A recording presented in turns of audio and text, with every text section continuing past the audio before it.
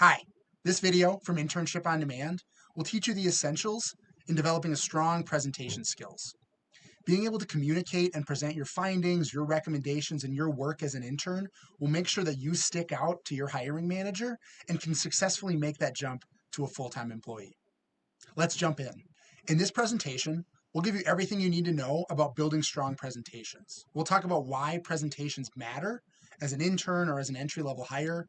We'll talk about building an effective presentation, give you some tools and some formatting to do that. We'll talk about resources and presentation styles, whether it's in-person, virtual, or recorded. Why presentations matter as an intern or as an entry-level hire. According to the National Association of Colleges and Employers, in their 2023 Job Outlook Survey, hiring managers from across the country rated problem solving, teamwork, work ethic, as well as quantitative and communication skills as the top 5 most important skills that they look for when hiring candidates into their full-time programs. Presentations allow you to showcase all of these factors to hiring managers, to potential managers, as to why you'd be a great intern. Presentations allow you to showcase your work, technical understanding, as well as speaking skills and your personality to make an impression for the people you want to make an impression with. This includes hiring managers, the folks who decide on whether or not to bring you into their company as an intern. You're going to be giving presentations throughout your entire internship, whether it's one-on-ones to your manager, team presentations, or typically you'll deliver a wrap-up presentation to your internship cohort, to your HR manager, as well as members of the organization. Your presentations with Internship on Demand. Throughout the course of your pre-internship, you'll be asked to give several presentations, both to Internship on Demand mentors, as well as hiring managers and technical champions at your sponsoring companies. This is your opportunity to showcase your skills and your personality directly to hiring managers. We want you to be able to showcase the work you've done in teams towards your company project within your pre-internship. You'll also be asked to give short 30 to 60 second introductory elevator pitches that can be hosted directly on your profile. This way you can show off to internship managers, co-op managers to open the door to potential opportunities. Hiring managers will be able to access these videos, these elevator pitches directly from your profile. What makes a great presentation? The first thing you need to nail in your presentation is effective, engaging content.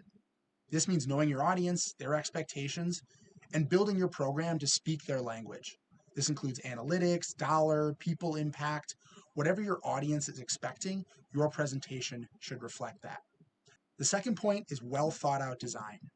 You need to have engaging, correct content, but you want to make sure that you present that in a manner that keeps your audience engaged. Avoid long sentences and text walls. People like pictures and images, so give them something to look at. Whether this is just simply graphics that represent the text you have up, plots of data, representations of your work, or something to draw their attention to. Apple is famous for only having one idea simply presented in slides or even in their commercials. Using their example, their keynote presentations, is a good way to get an idea of how you should build your presentations. Spacing out your content is a great way to make sure you don't overload people with programming, with content, with data. It's better to have a lot of slides throughout a long presentation where you step in programming or you step in content rather than trying to cram 5 to 10 bullet points or walls of text onto a slide. Be sure to tell a compelling story in your presentations. Good books have a beginning, middle, and end. Your presentation should too. What this means is tying together slide to slide, transition to transition, telling a disjointed story, jumping from point to point without a clear indication of why those data points are connected, will leave your audience wondering and trying to guess ahead. When used correctly, data and research will back up your recommendation and make sure that your audience is sold on the idea that you're presenting. The beauty of data is it tells us what happened in the past. It's descriptive. Data doesn't lie. Using data in your presentations allows you to get real numbers and background into the heads of your audience. For technical experts, engineers, software developers, etc., want to see data and want to see what that means in the context of your story. Cite your own research, either primary or secondary, testing that you completed, mentors and experts that you talked with. All of this goes in to show your audience that you know your stuff. Delivering a good, effective presentation takes time to master. Following these steps will give you a leg up as you go out and get in front of hiring managers and your intern managers to make an impact. Now, beyond the content and the tips to deliver an effective presentation, making sure that you format your presentation in an easy to follow, easy to read, and easy to engage with manner will make sure that it sticks in the heads of your audience. A note on formatting your presentation. Many companies and even teams within those organizations will have branded and pre-formatted slides. This is to ease and simplify the sharing of knowledge across the organization. It ensures that everyone knows within the organization that the brand is being represented in a consistent manner. It's important that you follow your company's brand and presentation guidelines. One thing that you can do to understand that, if you aren't provided with a template, is to ask for past presentations. You can also sit in on team presentations, whether that's your manager or other folks on your organization, to understand what level of detail and decision-making criteria your company bases decisions off of. Your presentation and your story should have at least the following slides. Always start with an introductory slide. You should include your team members, your contact information, and please include pictures of yourself or your team in that presentation. This allows for the sharing of your presentations beyond the presentation you deliver. Sometimes presentations will be emailed or held on a shared drive. If your contact information as well as your photo is held on that presentation, it means you can continue to get credit, or if somebody has questions and they need to find out who built the presentation, they know who to go to. We recommend an executive summary up front of almost all presentations. Your executive summary is essentially an elevator pitch overviewing the task, your findings, and your recommendation. Leading with this information up front sets the stage for your audience so that you can spend the rest of your presentation backing up that recommendation. We always recommend doing a quick overview of your task or project that you're presenting on. Not everyone in your audience will be completely aware of what you've been working on. Sometimes managers or different members of your team may join that presentation, and making sure that you set the stage and introduce what you'll be talking about, make sure that everyone has some context before you go forward. You then want to spend a good chunk of your presentation talking about the work that you or your team did. This is how you can back up the hypothesis and the recommendation that you've presented in that executive summary slide. Then talk about your findings. Talk about what the work and the actions you took have told you or what they led you to. A simple formula for your findings slide is we found X, that led us to Y. Reiterate your results. Oftentimes, your audience will only remember 2 to 3 points. Make sure that what they do remember is the important data points in your presentation. Close with a review. This includes some of those key actions and findings, your results and recommendation, and then open it up to ask for questions. Depending on the presentation, you may have 5 to 10 to 20 minutes of Q&A from the audience. Make sure that you're prepared to dive into and go back to any of the slides that you had previously. We typically recommend then closing with your contact information, especially for recorded or public-facing presentations. Having your contact information there allows people to reach out to you if they have any questions following the presentation, or you never know how that presentation might get in front of a hiring manager or someone who can help scale your career. Depending on the presentation, good advice and something to aim for is 30 to 60 seconds per slide. This allows you to present information, expand beyond that in your conversation, beyond what's written on the slide, and make sure that your audience stays engaged and doesn't lose focus by leaving up the same slide and the same image for longer than 60 seconds. Try to keep a max of 30 words per slide. Your audience will always read faster than you can speak. When presenting live and in person, avoid reading directly from your slides. Effective slides should work as a reference for you as the speaker to expand upon, not direct copy. Use note cards if you need to, and practice to make sure you know what slide is coming next or where to go and expand from based on the information on your slides. Using slides with quotes or big data points or simply a plot allows you as the speaker to ad lib and to add context to that image. More presentation logistics to make sure that your audience stays engaged and remembers the content that you want them to. Page numbers are great for jumping around and making sure that your audience can stay engaged, or if they have particular questions about a specific slide, they can write down the slide number and ask you to go back to it later.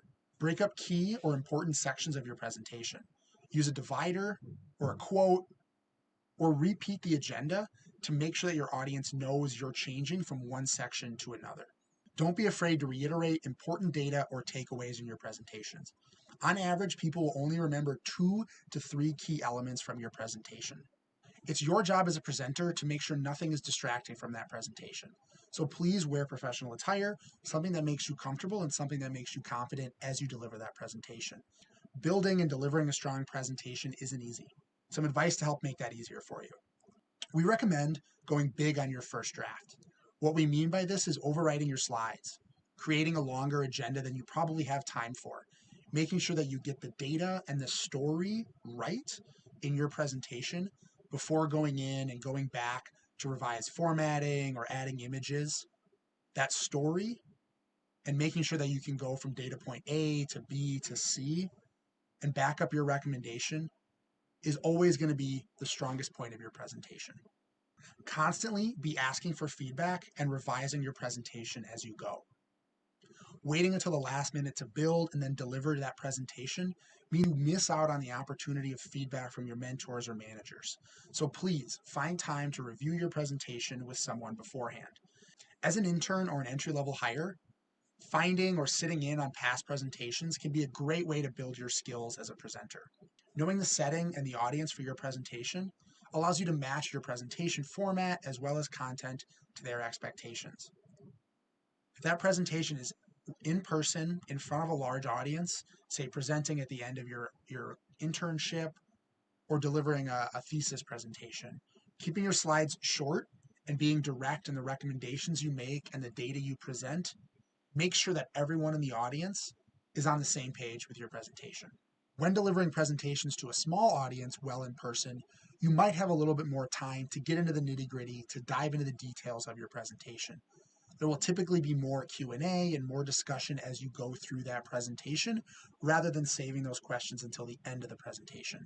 Some examples of this might be delivering a one-on-one or delivering a small presentation of your findings or the work you did to your immediate team. This might be 4 to 5 people in a single room while you share your screen and walk through slides. This allows you to have more detailed information and more data, more context in your slides. You should be using plots and data callouts to get your point across. Virtual presentations are great because they allow you to use presenter notes and reference your slides more so than in in-person presentations. It can be very tempting, however, to read directly from those slides as you present. We know that our audience is going to read faster than we can present as presenters, so making sure that you don't give them an opportunity to get ahead of you will keep them engaged. As much as you can, please look directly into that camera and be energetic. Don't be afraid to talk with your hands. Give that presentation like you would an in-person presentation. Knowing how your slides and your information will be shared following your presentation may dictate how you build that presentation. Typically, an in-person presentation will have short, very descriptive and direct slides. This is great for your presentation style, but doesn't work effectively when sharing or emailing copies of your slides. Virtual presentations, on the other hand, can typically have more information. If you're going to be sharing a slide deck or this is a presentation that you know is going to be getting in the hands of other folks at your company, don't be afraid to have longer text. Sometimes having that text in your presenter notes and making sure that your team or the people who are receiving that presentation know there's additional context allows them to fill in the gaps that you might not be able to if you're not delivering that presentation live. Our final word of advice when delivering presentations is to relax. Presenting doesn't come easy for everyone. Do what you need to do in order to feel prepared and ready for your presentations. For some, that might be notes. For some, that might be practice. Additional resources and reference information to help you build strong presentations. There's a ton of great advice on building strong presentations and then delivering those presentations to audience, whether it's companies like Delve, Forbes, or institutions like the Kellogg Insights or Harvard Business Review from master's programs across the country. This has been a presentation aimed at helping you develop strong presentation skills. Thank you for watching. We're excited to see the presentations you build and deliver throughout your pre-internship and beyond.